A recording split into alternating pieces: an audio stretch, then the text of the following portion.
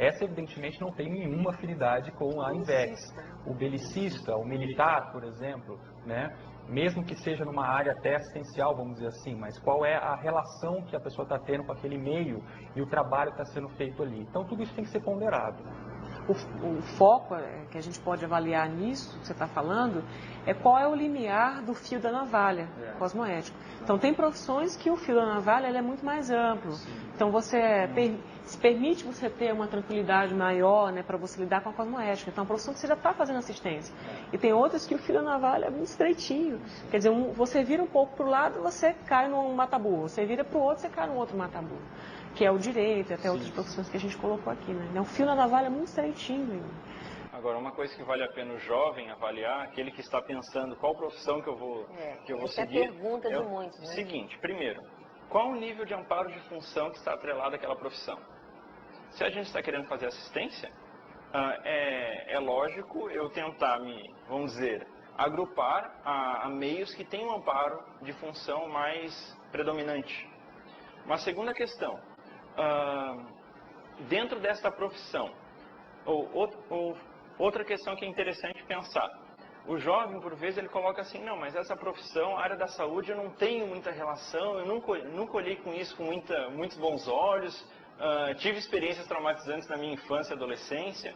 Se você for pensar, o curso intermissivo, ele te torna polivalente. Por quê? Você está necessariamente, você não tem como fugir disso, você está acima da média, dentro do nosso planeta. Então, se você tem um curso intermissivo latente, se você pensa em multidimensionalidade, está trabalhando com a multidimensionalidade, inteligência evolutiva, cosmoética, isso te torna polivalente. Se você se dedicar a algo, você vai conseguir trabalhar com aquele algo muito bem dentro de um período de tempo relativo. Agora, uma outra questão.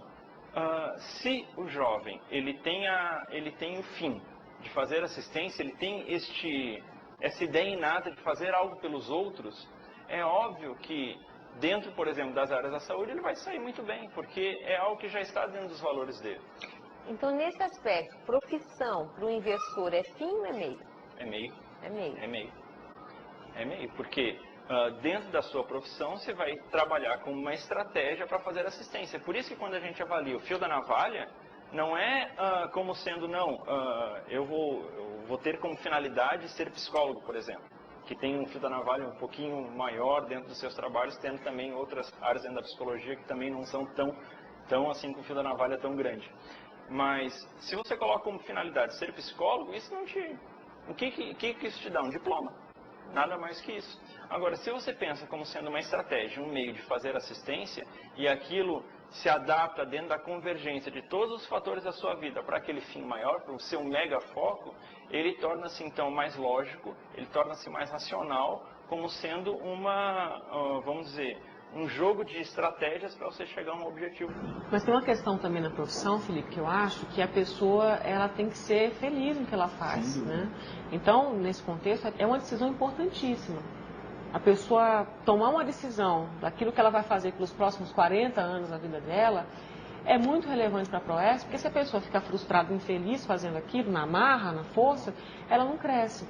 Então, tem que juntar as pontas do perfil da pessoa com a profissão que mais se adequa àquele perfil, desde que contemple a Proex, contemple maior assistência, dê um maior saldo de assistência. Isso é inteligência evolutiva. É a pessoa convergir todos esses conjuntos, fazer a interseção dos conjuntos, de maneira que no centro tenha uma condição adequada. Por exemplo, ser pedagogo, uma pessoa, docência. Agora, essa questão ela é válida não só para a profissão, porque não só da profissão, ninguém ressomou para sofrer. A gente tem aqui para ser feliz, sim. Não tem nenhuma vergonha em a pessoa estar dentro da conscienciologia e ser feliz, porque a pessoa coloca, não, o negócio é intelectualidade, tem que ser duro, não tem que expressar nenhum sentimento e emoção. Então, isso é extremamente importante, a felicidade, tanto não só na profissão, mas em todos os aspectos da vida. Então, eu queria aprofundar um pouco essa questão que a Silene falou de frustração, e vocês estão falando de felicidade, e eu vou colocar o elemento repressão. A repressão no sentido, às vezes, positivo, às vezes, no sentido negativo. Em que sentido?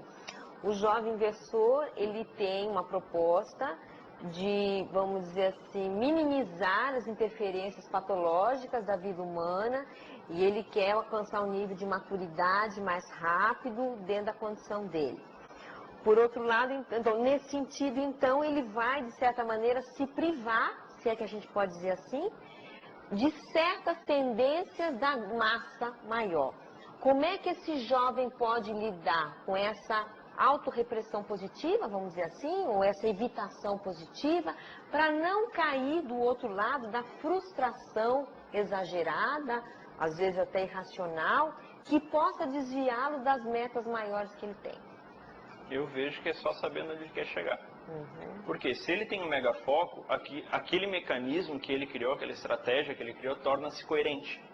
Agora, se você for começar a traçar uma estratégia, não tendo filhos, não casando, tendo uma profissão dentro da saúde, por exemplo, que é normalmente incentivado, mas aquilo para você só está no fluxo da conscienciologia, vamos dizer, mas sem ter as suas características, os seus valores, sabendo onde você quer chegar, aquilo pode começar a criar uma frustração. Por quê? Aquilo, até certo ponto, no fundo, não tem tanto sentido. Agora, na hora que a pessoa sabe onde ela quer chegar, sabe exatamente aquilo que ela quer fazer, aquilo que ela veio a executar, essa estratégia ela torna-se mais coerente. É interessante você ver o seguinte, é fácil a pessoa entender quando ela quer alcançar, ela quer fazer um curso universitário, ela quer fazer um curso de medicina. E ela dedica vários anos àquilo, às vezes 2 anos, às vezes até mais, para estudar, para passar no curso de medicina. Nesse período que ela está estudando, ela tem que abrir mão de algumas coisas. E ela abre, não, eu não vou fazer isso, não vou fazer aquilo, porque eu tenho que estudar para passar no curso de medicina. Então, nesse momento, a repressão, né, é uma palavra muito envelhecida hoje, né? Mas é uma repressão natural e normal e necessária às pessoas alcançarem os seus objetivos, que são os esforços, né? A disciplina, o esforço para a pessoa alcançar uma condição que ela almeja. Então, o contexto do vestibular, a gente pode ampliar para a vida, que é o vestibular as pessoas entendem, né? Não, ele vai passar. E no que ele passa, não é aquela só alegria. No nosso caso, é a ProEx, é o complexo. Então, eu vou ter todo esse período de esforço, disciplina, de autoeducação, uma certa repressão positiva, natural, inevitável, das suas más tendências, do seu porão, que você vai eliminando aquilo, até você ficar mais espontâneo, mais natural, tendo aquilo que você está fazendo, com o objetivo de passar no seu teste, né, que seria o cumprimento da ProEx, que seria o complexo.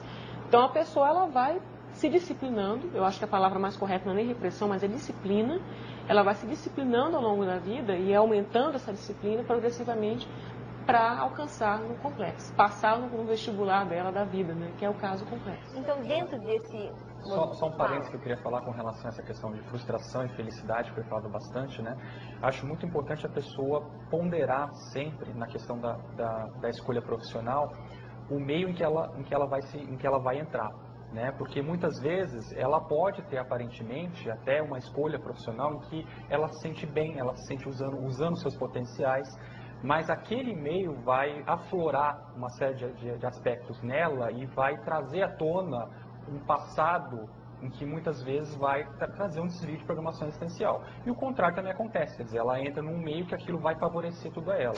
Então essa ponderação é muito importante, porque pessoalmente eu já vi casos de pessoas que tinham essa polivalência com relação à escolha profissional, a pessoa acabou por algum motivo entrando numa determinada área que trouxe à tona uma série de coisas para ela e as pessoas hoje estão completamente desviadas. Ela se Quer encantou. dizer, fora, Ela se encantou. aparentemente a pessoa se sente bem, mas com o tempo a pessoa vai se enrolando com uma série de aspectos que aquilo se torna um problema para ela. Quer dizer, até muitas vezes colegas de curso intensivo, pessoas afins, mas que evidentemente não estão dentro da linha de ProEx. E até assumem isso, né? Então nós vamos terminar aqui o terceiro bloco. Nós voltamos em seguida falando sobre a mulher inversora, o conceito de inversograma aqui que o Alexandre Nonato trouxe e vamos dizer assim, os limites da mini-invex e da maxi-invex.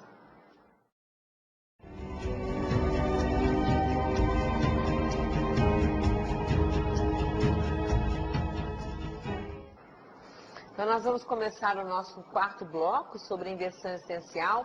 Nós vamos perguntar então à professora Sirlene como é que é a inversora, quais são os desafios da mulher na aplicação dessa técnica. Bom, falar da condição feminina hoje embora a gente tenha aí muita discussão, muito debate, ainda é